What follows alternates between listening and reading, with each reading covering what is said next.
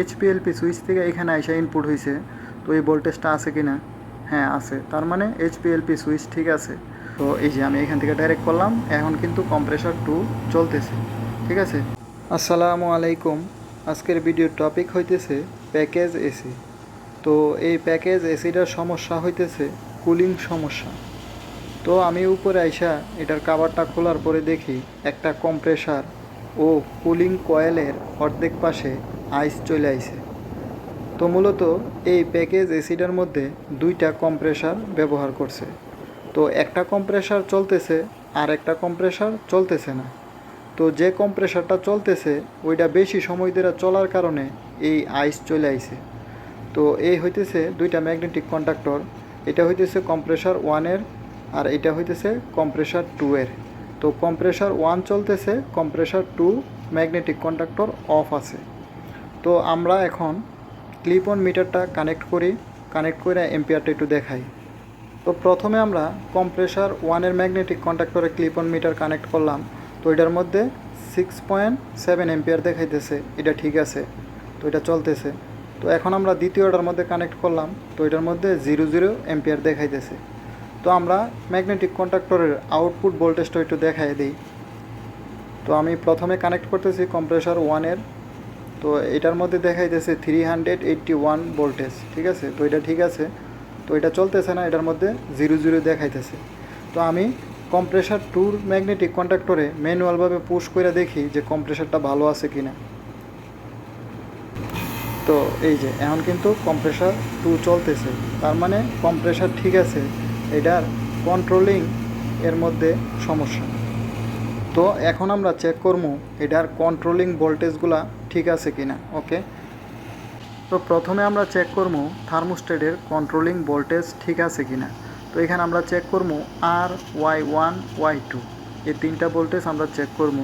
তার জন্য clip on metre আমরা কানেক্ট করে রাখছি এসি ভোল্টেজ মোডে, আর ক্লিপ অন মিটারের ব্ল্যাক ফ্লোরটারে আমরা কানেক্ট করে রাখছি বডির সাথে, এই যে নিচে, ঠিক আছে।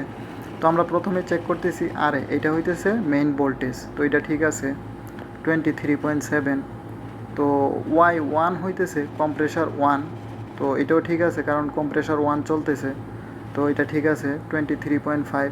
তো এখন আমরা চেক করতেছি কম্প্রেসার 2 মানে Y2, তো এটার ভোল্টেজও ঠিক আছে, তার মানে থার্মোস্ট্যাট থেকে কন্ট্রোলিং ভোল্টেজ সাপ্লাই দিতেছে, ঠিক আছে।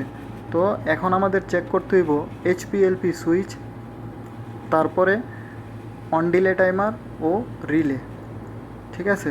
তো প্রথমে আমরা এই যে এখানে আমি একটু দেখাই নিই যে থার্মোস্ট্যাটের থেকে কন্ট্রোলিং ভোল্টেজ, ঠিক আছে। তো এই পাশের থেকে থার্মোস্ট্যাটের কন্ট্রোলিং ভোল্টেজ এদিকে আউটপুট হইতেছে, এইখান থেকে আউটপুট হইয়া প্রথমে এইচপি সুইচে, তারপরে এলপি, তারপরে এইচপিএলপি সুইচ হওয়ার পরে এই অন ডিলে টাইমারে যায়, ঠিক আছে। তো এই অন ডিলে টাইমারের থেকে রিলেতে, তো এখানে দুইটা টাইমার দুইটার জন্য ব্যবহার করা হয়েছে। এটা হইতেছে কম্প্রেসার 2-এর জন্য এই রিলেটা, ঠিক আছে, টাইমারের থেকে রিলেতে আসছে কানেকশন, আর এটা হইতেছে কম্প্রেসার 1-এর। তো আমরা এই হইতেছে কম্প্রেসার 1-এর রিলে। তো আমরা দুইটাই এক এক করে এখন ভোল্টেজগুলো চেক করবো যে এইখান থেকে ভোল্টেজ আউটপুট হইতেছে কিনা। ওকে, তো আমরা প্রথমে ব্ল্যাকটার আমরা বডিতে কানেক্ট করে রাখছি। তো প্রথমে এইচপিএলপি সুইচ থেকে এখানে আইসা ইনপুট হয়েছে, তো এই ভোল্টেজটা আছে কিনা, হ্যাঁ আছে, তার মানে এইচপিএলপি সুইচ ঠিক আছে। তো এখন টাইমার থেকে আউটপুট হইতেছে কিনা ওইটা আমরা দেখি, তো এটাও ঠিক আছে, তার মানে টাইমারও ঠিক আছে। তো এটা হইতেছে কম্প্রেসার 1-এর, তো এটা তো ঠিক আছে 100%। তো এটা হইতেছে ভোল্টেজ ইনপুট, আর এই পাশেরটা হইতেছে ভোল্টেজ আউটপুট। তো দুইটাতেই ইনও হইতেছে আউটপুটও হইতেছে, তার মানে দুইটা টাইমারও ঠিক আছে। তো এখন আমরা দুইটা রিলে চেক করি। তো এটা হইতেছে কয়েল ভোল্টেজ, তো কয়েল ভোল্টেজ কম্প্রেসার 2-এর রিলেতে ইনপুট হইতেছে।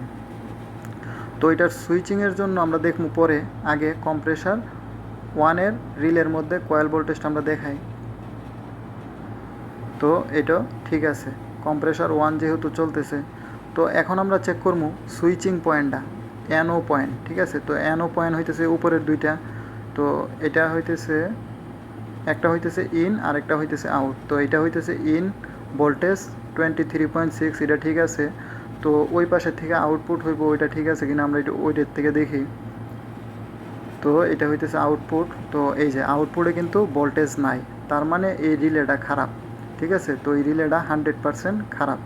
ঠিক আছে, তো আমরা এই পাশে যেটা চলতেছে এটার থেকে আমরা একটু দেখাই দিই। তো এটা হইতেছে কয়েল ভোল্টেজ ঠিক আছে 21.1। তো এটা হইতেছে ইনপুট ভোল্টেজ সুইচিংয়ের, তো এটা ঠিক আছে। এই যে ঠিক আছে, তো এটা ঠিক আছে, ইনপুট ভোল্টেজ ঠিক আছে। তো আউটপুটটা আমরা দেখি। তো এই যে আউটপুট ভোল্টেজও কিন্তু ঠিক আছে, আমি দেখাই দিই।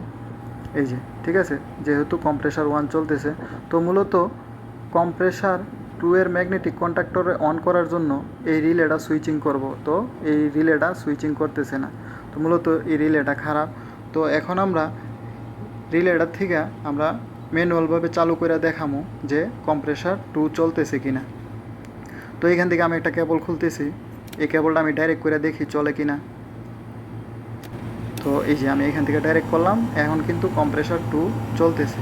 ঠিক আছে, তার মানে এই রিলেটা চেঞ্জ করলে আমাদের কাজ 100% ওকে হয়ে যাব। এই যে আমি কিন্তু এখন ডাইরেক্ট করে চালাইতেছি। ঠিক আছে, তো এই রিলেটা এখন আমাদের চেঞ্জ করতে হইব। ঠিক আছে, এম্পিয়ারও ঠিক আছে, সব কিছু ঠিক আছে। তো এই রিলেটা খারাপ থাকার কারণেই মূলত কম্প্রেসার 2 চলে নাই।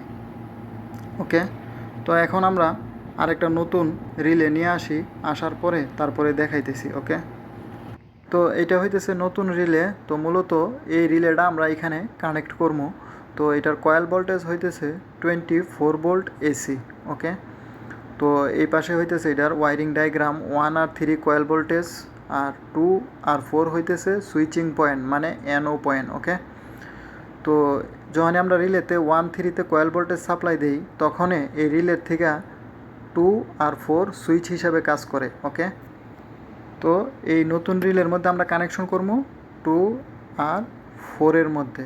ঠিক আছে, তো এই 2 আর 4-এর কেবল হইতেছে এই যে উপরে দুইটা আমি খুলে রাখছি, এই দুইটা কেবল আমরা 2 আর 4-এর মধ্যে কানেক্ট করবো। ওকে, আর এই পুরাতন রিলের মধ্যে কয়েল ভোল্টেজ 1 আর 3 থেকে খুইলা আমি এই দুইটার মধ্যে কানেক্ট করে দেবো 1-3-তে। ওকে, তো এটা আমি কানেক্ট করে সেটা দেখাইতেছি। তো নতুন রিলেটা আমাদের কানেক্ট করা কমপ্লিট হয়ে গেছে। তো এটা হইতেছে পুরাতন রিলে। তো পুরাতন রিলের মূলত NO পয়েন্টের একটা টার্মিনাল খারাপ, এই যে এটা। ঠিক আছে, তো এটা লুজ থাকার কারণে এটা সুইচিং করে নাই। ঠিক আছে, তো মূলত এই টার্মিনালটা খারাপ থাকার কারণেই সুইচিং করে নাই, আর সুইচিং না করার কারণে ম্যাগনেটিক কন্ট্যাক্টর 2 অন হয় নাই। ওকে, তো আমাদের কাজ এখন আপাতত কমপ্লিট হয়েছে। তো এখন আমরা এটার পাওয়ারটা অন করে দেখি যে দুইটা কম্প্রেসার চালু হয় কি না। তো এই যে এটা আমি অন করে দিলাম, তো কম্প্রেসার দুইটাই চালু হয়েছে ম্যাগনেটিক কন্ট্যাক্টর। তো আমি এম্পিয়ারটা দেখাই দিই। এই যে এখন কিন্তু এম্পিয়ার নিতেছে। ঠিক আছে, এটা হইতেছে কম্প্রেসার 2 আর এটা হইতেছে কম্প্রেসার 1-এর এম্পিয়ার। তো আমাদের কাজ কিন্তু 100% ওকে হয়ে গেছে। এখন দুইটা ম্যাগনেটিক কন্ট্যাক্টরই অন হয়ে গেছে।